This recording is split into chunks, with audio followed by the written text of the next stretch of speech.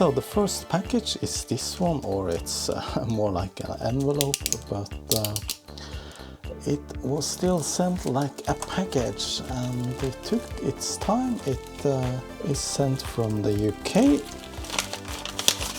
Yeah, that was the small item. That's the belts for an Atari 1010 cassette recorder.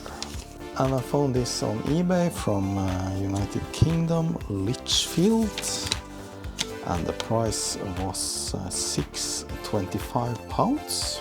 And I need it because I have an Atari 1010 cassette recorder that doesn't work, and that was because the belt was damaged, or yeah, it had stretched, so it was way too big for the device. So this I'm gonna install, and there's coming up a video about that cassette recorder and an Atari 400 machine pretty soon, I guess. The item price was £6.25 and the shipping was £10, of a total of £16.59 Great British pounds. And this is a Atari 1010 cassette drive and tape counter belt. There's two belts, and this is the Hong Kong flat belt model. There's actually two different models of that cassette recorder, having two different kinds of belts. Then we have this flat package, also sent from the UK via air mail from Royal Mail, and it's just some plastic bag, small item.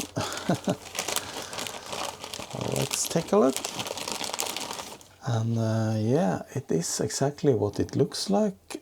It is solder tin, however it is a special type. This is so-called low melt solder.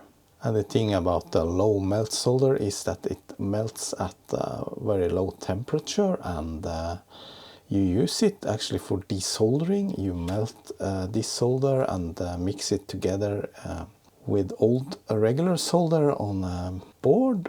Let's say you want to remove a chip, and the old solder can be hard to remove properly, and by applying some of this first, it will be a lot easier to remove that solder using a solder braid or solder wick. So I never tried this kind of low melt solder before, so yeah, maybe we should actually take a little test right now. This is a Commodore 64 parts board. I set my soldering station to 150 degrees Celsius.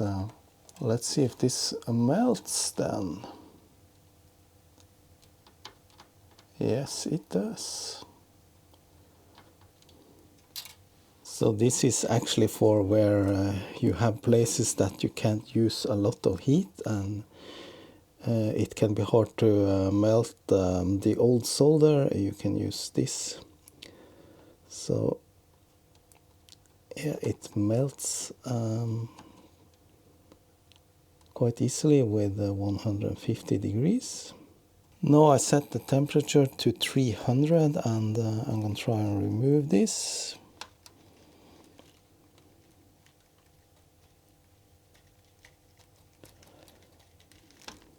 Yeah, worked fine.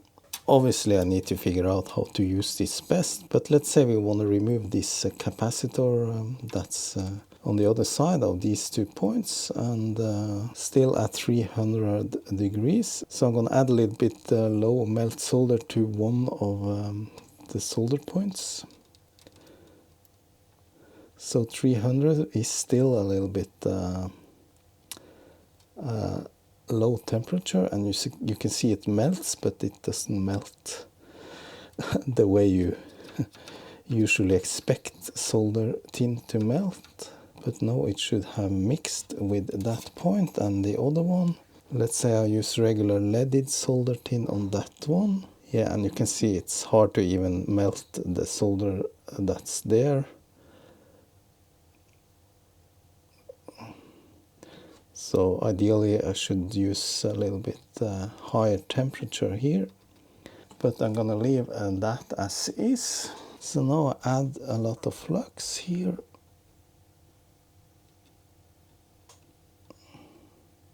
I set the temperature now to 330, which is still a little bit low for these kinds of solder jobs, I guess. See if I can easily remove that blob. First one is the one with low melt solder.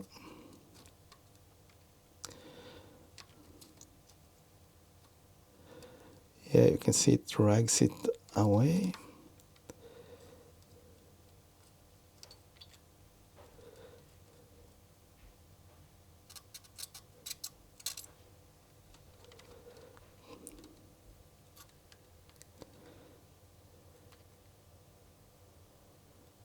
So the goal is to remove all the solder from that through hole. Yeah, I think it did a good job at that. Now for the other solder point that only has that old solder, try the same there. Same temperature, 330.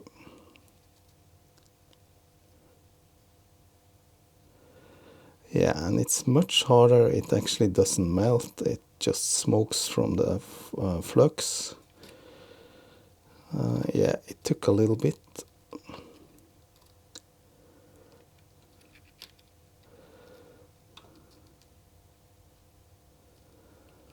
Obviously, if I crank up the temperature, it will be better, but eventually it sucked away that as well. But I have to do a little bit more work, I feel, with this one. And yeah, there's still solder left in the hole. Yes, and here we clearly see the difference. The one with the low melt solder, it's very clean, but the other one is still, yeah, and the pin is actually all loose. But the other hole without the low melt solder is still filled with a lot of solder tin, so it needs more work. So it looks like it's working as intended, and I'm just gonna solder back this component. This is regular leaded solder. Okay, so this will be used whenever I feel the need for some help with the desoldering. So I learned using this by watching Northridge Fix, which is a YouTube channel with an American guy called Alex. You should definitely watch that channel. He does a lot of micro soldering repairs. Here's another little China package.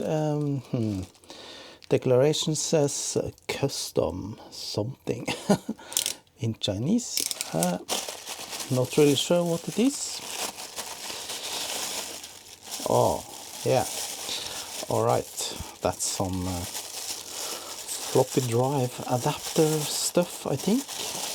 What this is a USB to old floppy drive adapter. So that means that you can connect a regular 1.44 floppy drive via this power cable here, and then to USB to attach it to a modern computer. So I'm not really sure if this will be used to power the floppy drive, and that it gets its power from the USB connection, but we'll see about that. Or if you need an external power source for this. I actually don't have a floppy drive handy right now, so I can't test it, but I just got this on AliExpress just to have it lying around for whenever I might need it. Then we have this package, a flat pack of Urge. No, it's not. This is something I bought from a fellow retro computer enthusiast on the retro computer Facebook group here in Norway. There are several, but there's one called Retro Computers, and there's a lot of really interesting stuff that's going on there, and a lot of nice people that hangs around on that group. And yeah, talking about floppy disk drives. There's one here, and I actually bought this because I need one to repair that external floppy drive I showed you in the video about the MSX machine. While I'm recording this, I haven't published that video yet, but it might come before this video, not really sure. And it's a Mitsumi drive, and the one that was in that machine, or that external floppy drive for that machine was broken. And this is not the exact same model, but it's kind of similar at least, so it might fit. Seems to be needing some good cleaning. It's a bit dirty in here, yes. Not uncommon. But then I can test this one. Yeah, let's take a look. Just gonna try and connect it like this and see if it actually will be powered by this adapter. The thin wires are just glued in, but that's how it is. I'm pretty sure it's not meant for permanent usage, but more like if you need to test or randomly connect an old floppy disk drive like this to a modern computer. I'm gonna plug it in and see if it works. So I'm gonna connect to the back of my computer here. Let's see, does it power on? Yeah, the LED came on, so there's something going on. I'm gonna insert a floppy. Does it show itself in Windows? Well, the LED blinked, but it doesn't start spinning, so it doesn't seem to work. However, when I plugged it out, the A drive actually disappeared, so it is somewhat working, but obviously not enough. It could, of course, be the drive itself. I'm not really sure. I need to test this drive in an old computer first. Okay, I just turned the floppy adapter around. I connected it to the drive the other way. And now it is actually spinning, but still seems it don't want to read. So I'm not really sure what's going on here. Nope, I couldn't get this to work, but at least the interface is working. It presents a floppy drive, and it powers the drive also, so it might be the drive that's faulty. I'm not really sure. Next is this one, and this is something I found on the Norwegian portal finn.no, and yeah, it's actually something I have needed for quite some time. I haven't really gone ahead and found it, but now I found a quite cheap and used, a little bit used at least, and here in Norway and not in China. Yes, and it's an Eprom eraser. If you have Eproms, yeah, those UV erasable Eproms, and you have done a mistake or they have been already burnt, then you need a UV eraser to erase those chips.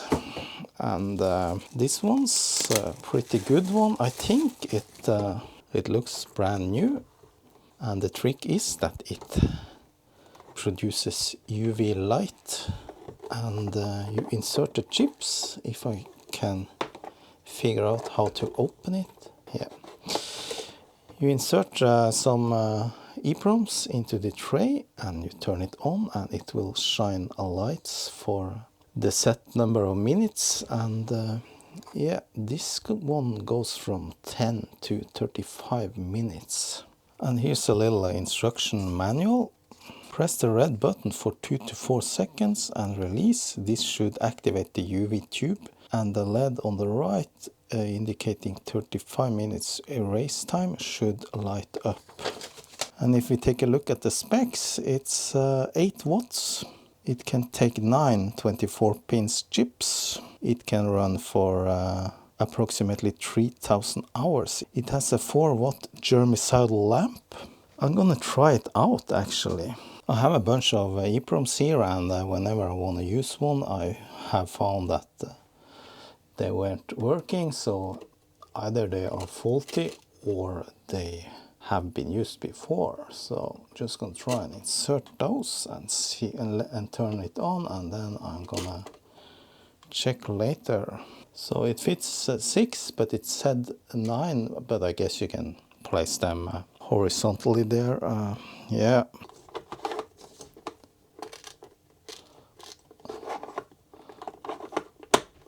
Okay, so you're supposed to hold in the red button, and the white button is for shutting it off immediately if you need to do that. Okay, it turned up as 35 first, then it goes down, so I'm gonna turn it off and I'm gonna press it once. Okay, 35 minutes.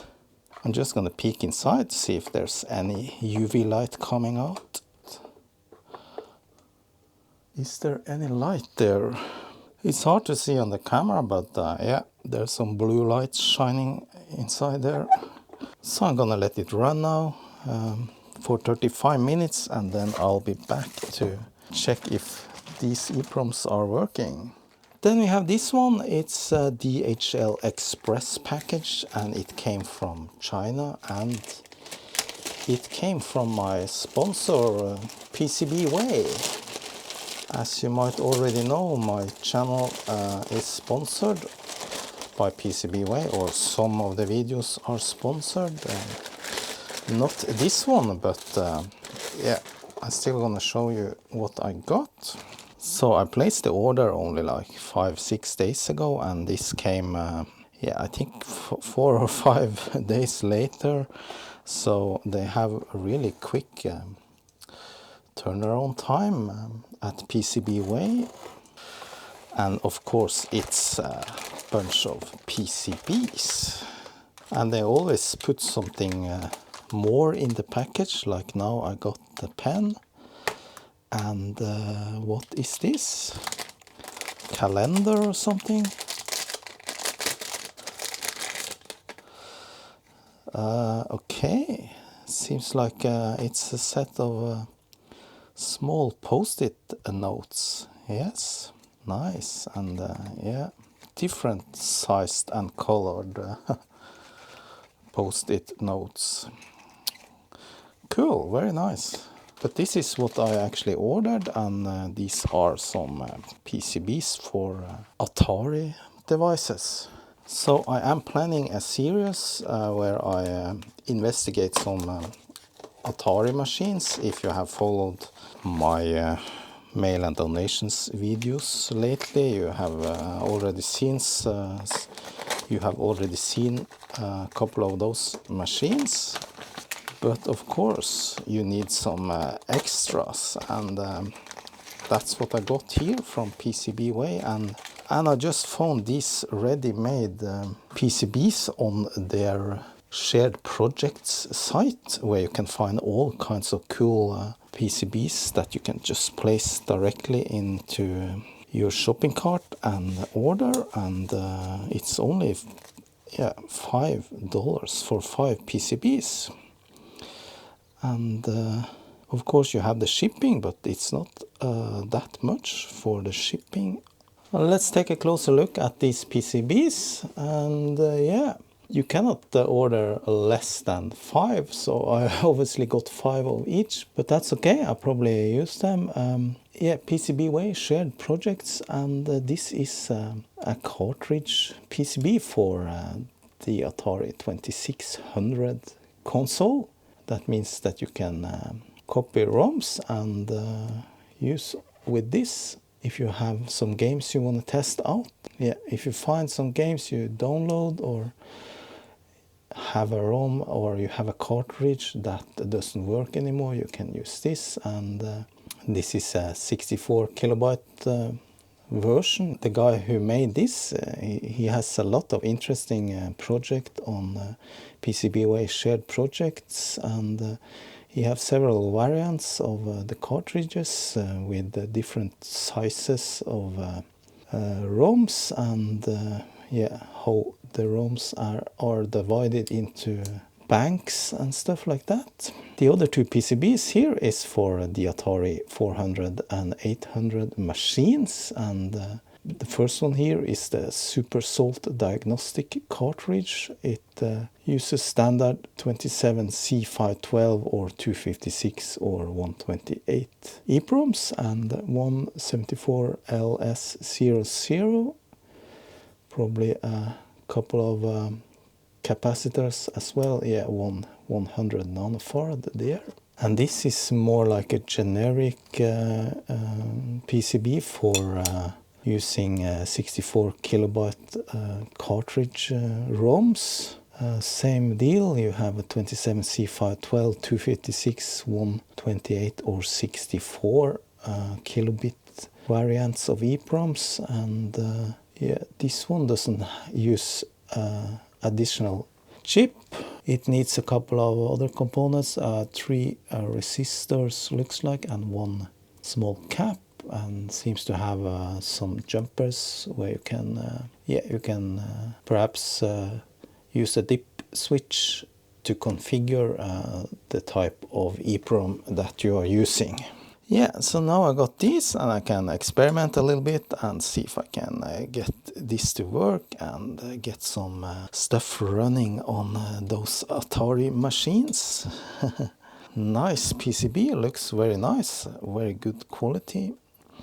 Of course, if you pay more, you can get more cool colors and gold plated if you wish, and things like that. So the total price for these was $15 for 15 PCBs, and that's not much, but the shipping, I'm not really sure how much, I don't remember. I think it's like 20 to 30 euros if you want to have that fast shipping. They also offer an even faster alternative. I guess it depends on where you live in the world. The light show is finished. Let's see now if we can actually use some of these and burn something. I'm not gonna test them all, I'm just gonna test these two which I picked randomly. Let's try this one. It's an ST27C128. I have loaded a ROM image here. This is for this is the ROM for ZX Spectrum program. Yes, seems to be working. Try and read it back. Yeah, and the other one. Okay, it failed. So I should select the correct chip, and this is an Intel 27128. Gonna check off the check ID. Yes.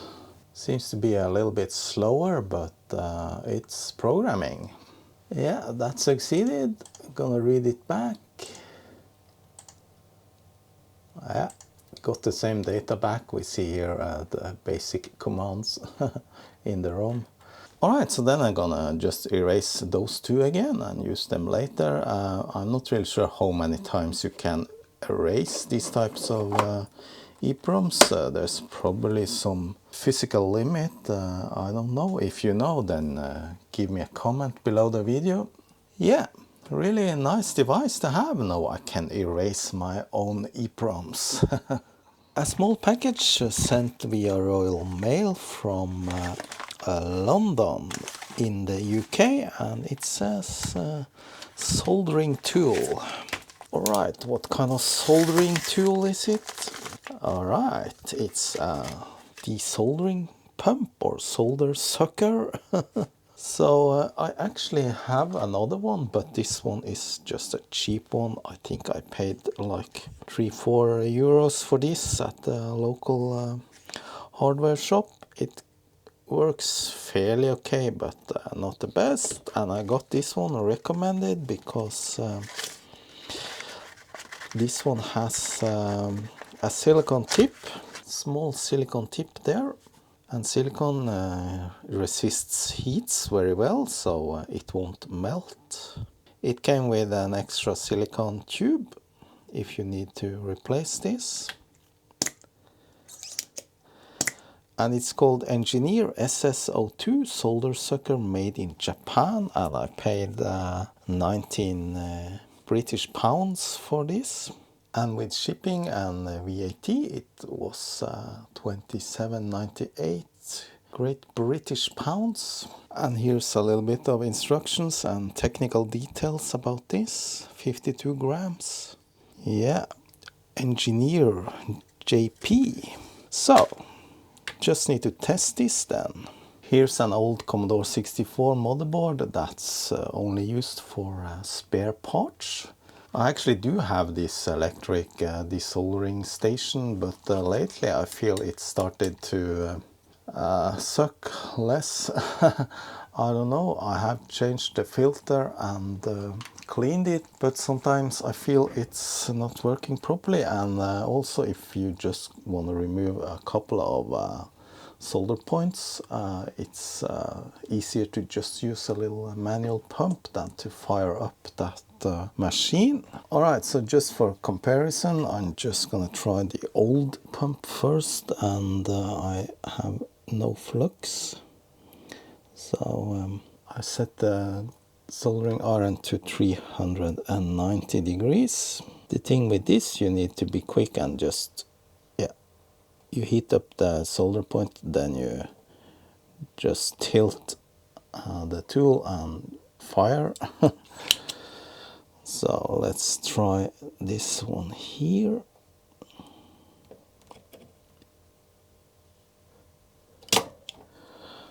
Yeah, so it sucks quite well, but not perfect. So now let's try the other one, and I'm gonna try with this.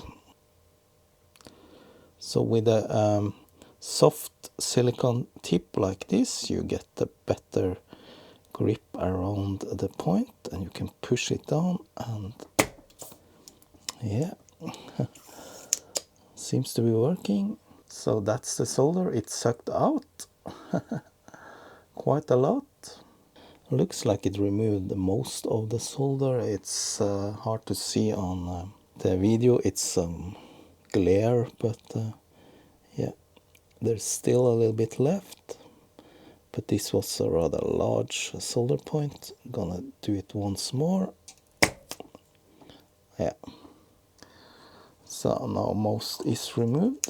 So it's rather difficult to compare by just using it once, but I feel this is better. At least it grips a lot more around the solder point that you want to suck out.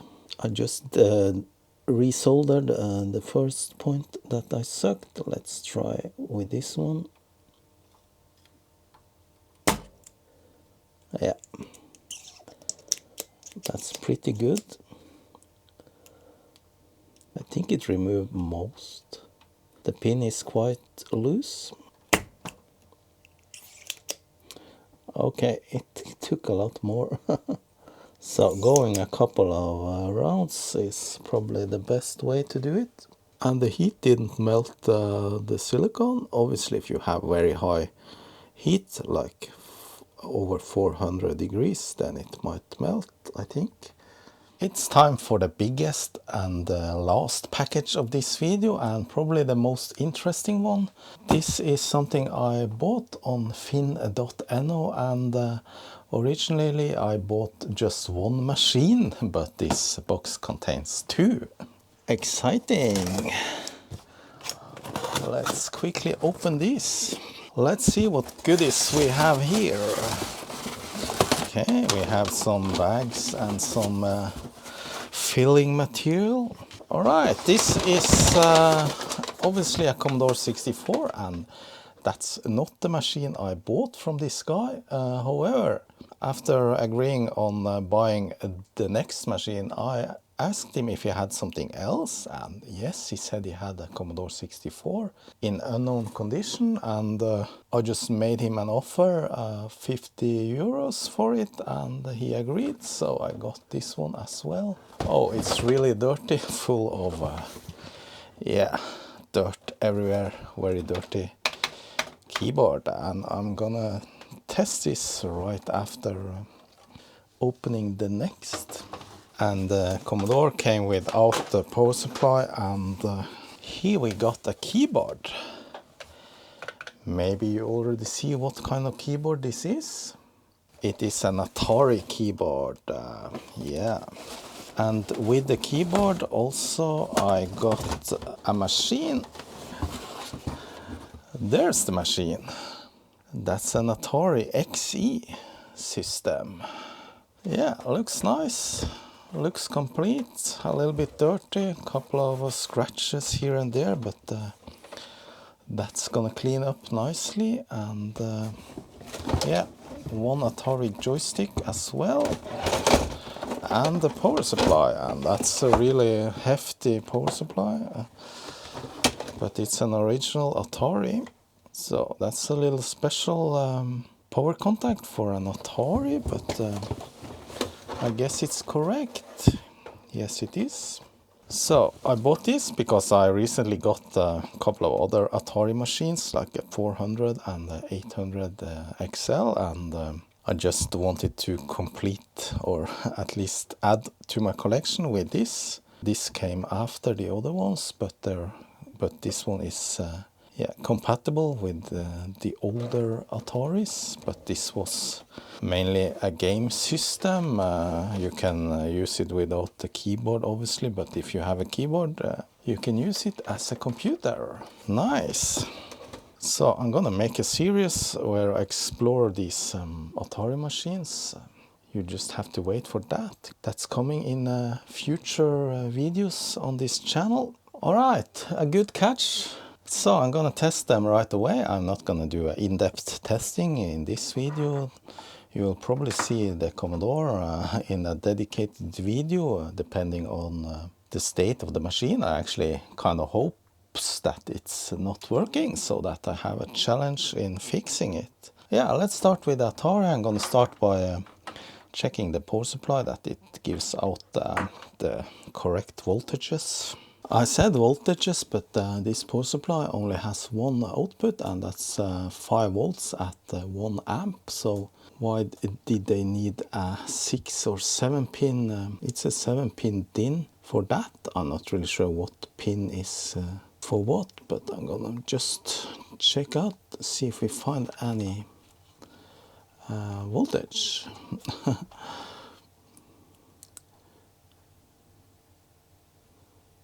Yeah, there's 5 volts right away, so looking good. 4.99. You probably got the same on multiple pins here. I don't know, there wasn't any drawing on the power supply. Yeah, same on that one. All those 3 pins are plus 5 volts. Power supply is good.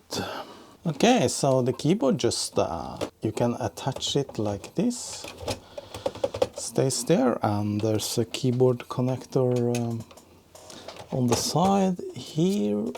And it has 2 joystick ports on that side. The video, I just hook up a regular composite input on my TV. Yeah, it says television there, so that's RF, and the monitor, so that's that, and it's mono audio. And look at that, that worked. Yeah, keyboard seems to work great. There's a reset, and there's an options, and a select, and a start, but those are for cartridges, and I don't have a cartridge that fits this, except for a couple of yeah, the basic cartridge and the language cartridge. Let's try one of those. Here's basic computer language. It doesn't present any prompt, but I think that's how it is. That's the caps over there. Okay, go to 10.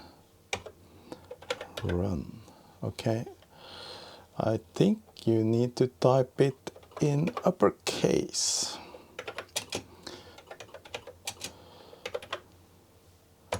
Yep. Nice. Basic is working. Yeah, nice machine. Looking forward to exploring it more and cleaning it up, make it shine again.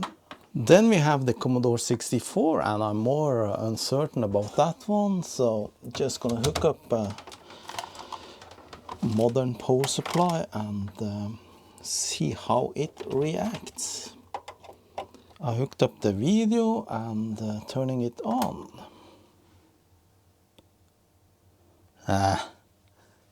Look at that, it works. So that was not what I was hoping for, but okay. Well, works. The shift lock is in. Okay.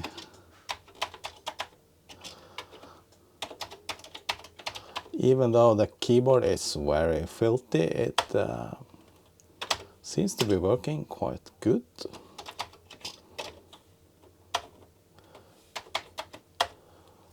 Yeah, I'm not going to do an extensive test on this, not now. Yeah, the case is loose, all the clips on the back are probably broken, so that needs to be fixed. Just going to try this Donkey Kong. Yeah, that works, and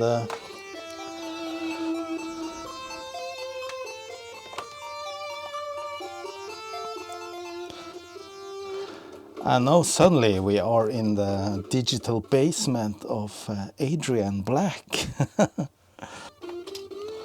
Yeah, probably need a joystick to play. Now I can actually test that Atari joystick.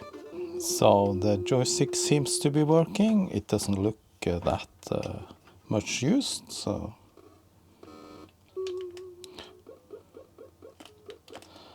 Yeah, works fine.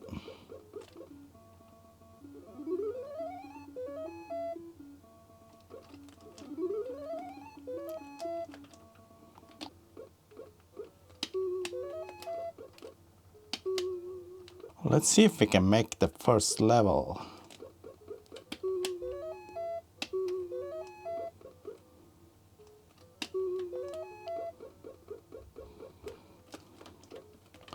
Oh no.